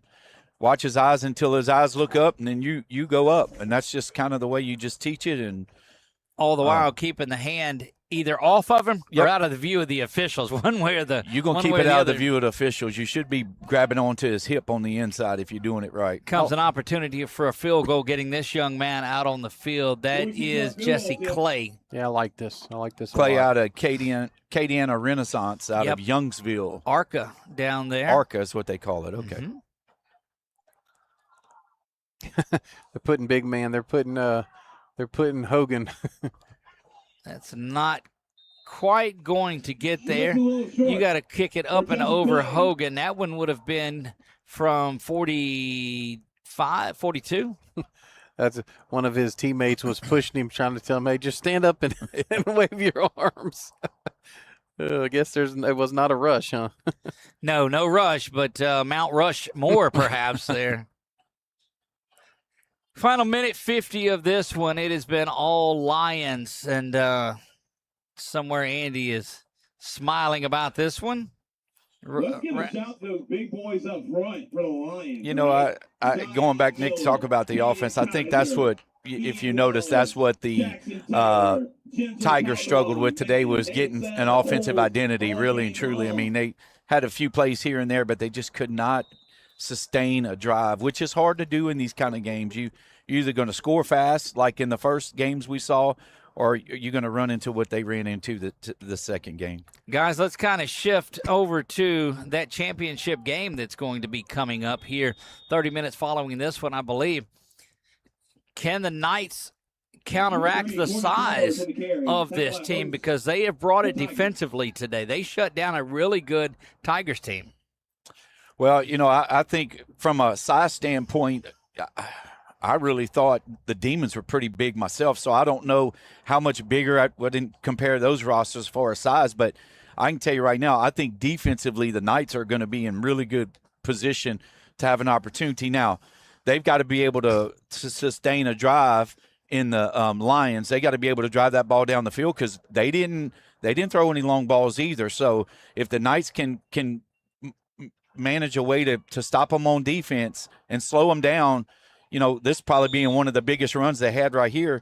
You know, he's just going to have a seat and rest for the next one. one. Sit down. But I think it's going to be an interesting game. I don't think it's going to be 21-0. Of course, we're only playing one quarter, so. And you're playing a regularly timed 15-minute quarter too. Right. Well, and one of the things, Coach, because we probably hadn't mentioned this yet, but the team that defers, you know, they win the toss. If they defer, okay, they'll get the ball to start overtime if it goes to overtime. Right. That's one of the things. So that might be a critical thing, you know. You may have to take the ball. Yeah, that's right. You may want the ball to try to have that first possession, but if it ends up a tie, then the team that deferred will end up with the ball first. And I think they're playing sudden death. Yes, that's correct. First one to score in a sudden death. Okay, so it's like the old NFL rules. Not in the first 15-minute quarter. It's correct. They'll play a full 15-minute quarter. If it's tied, they'll flip. Okay. And it's no, they won't flip. The team that got it's sudden death at that point. I got you. Yeah. So that was one of the keys that they talked about at the draft, was if you defer because you think that you know, you may be the one who gets the ball to start the overtime period. I got you. I'm not sure. What was the timeout for? Do we know? I don't really. It's probably to get him in there running. Nice run for Owen Martin. Well, I got some excited fans in front of us, so that's a good thing. You know, when you have these games, you kind of get lost in that. That's what I do like about this format. You know, you guys said there was only 2 teams, but to think about having 4 teams and you got that many men playing and having the opportunity, your parents get to see them truly play. They put that work in, so it makes a difference. That'll do it. 21-0 final score. All we're waiting for is the MVPs, and our vote was McCartney and Variste, I guess. Is that how I'm saying that? Yes. Variste there. They'll shake hands. And Nick, you talked about it again. This team is well loose. They're ready to go, and your team's been over there eating ice cream and nachos, and they went out chili, hot chili chocolate cheese fries. and such. Yeah, but it's been. Well, you heard Aiden said my mom and dad took me out to eat. How's that going to feel? I don't know. So we'll have one more 15-minute. Well, we'll quickly stay with the announcement of the MVP, and then we'll stop this broadcast and start our next one and get ready to crown a 2025 champion. We'll have the award presentation for Team Tigers, and then after that, let's get the party started with some championship football.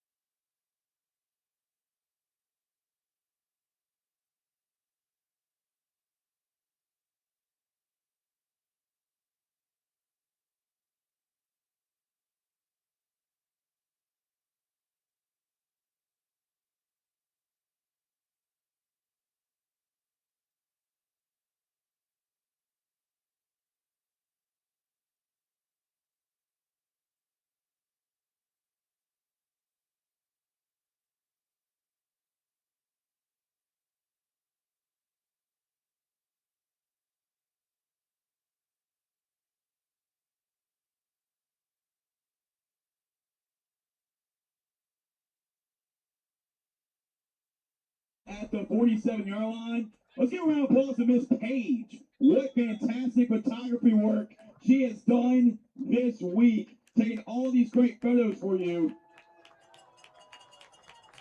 Quick Shots Photography, she's done an awesome job this whole week. Thank you so much, Miss Page.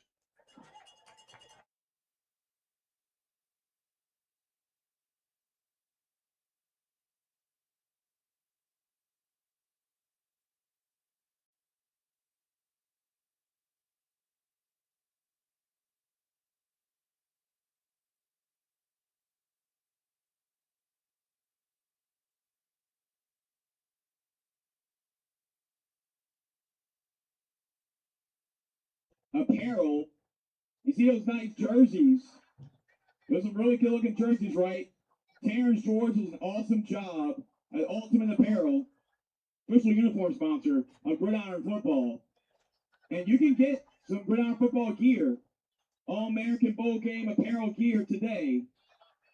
Shirts, hoodies, and more. Make sure to go visit Terrence. He'll get you hooked up.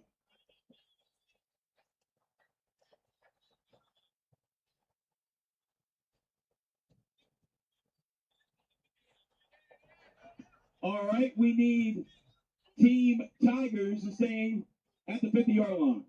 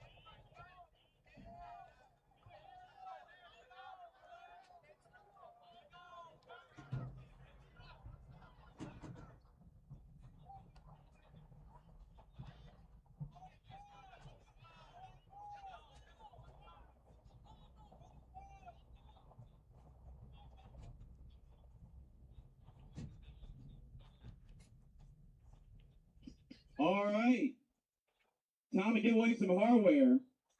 But before we do that, one more time, let's get a round of applause for the defending champions, Team Tigers.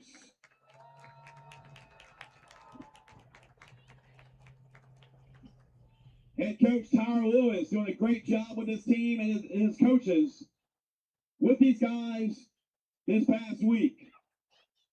And giving out the Gridiron Football MVP trophies tonight is former LSU Bluegrass Miracle quarterback, Marcus Randall.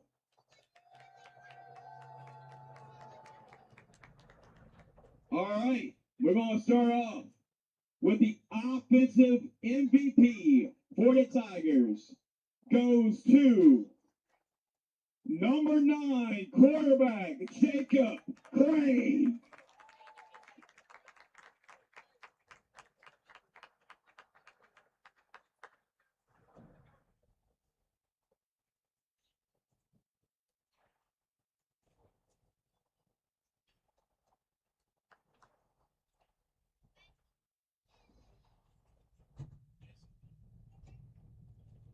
All right, time to give out the defensive MVP for the Tigers.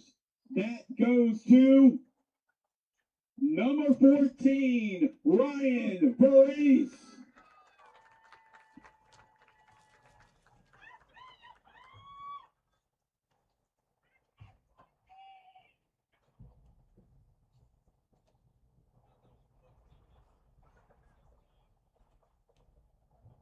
Guys, that's going to wrap it up for us here. Tremendous game. The Lions win this one 21-0. Knock off the defending champions in here. And so that sets up a matchup between the Lions and the Knights. For all the marbles, they'll play a 15-minute timed regular quarter. If they're tied at the end of that one, they'll go to a sudden death overtime.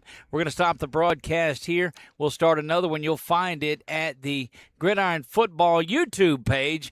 That's set to start in about 30 minutes. So expect that sometime around the 6 o'clock hour, if not, but a few minutes before. But if you subscribe to the Gridiron Football YouTube page, hit that notification bell, you'll notice every time that they go live. That'll do it. So for Brett and Matthew and Nick Morrow, Nick Magnano, Coach Tom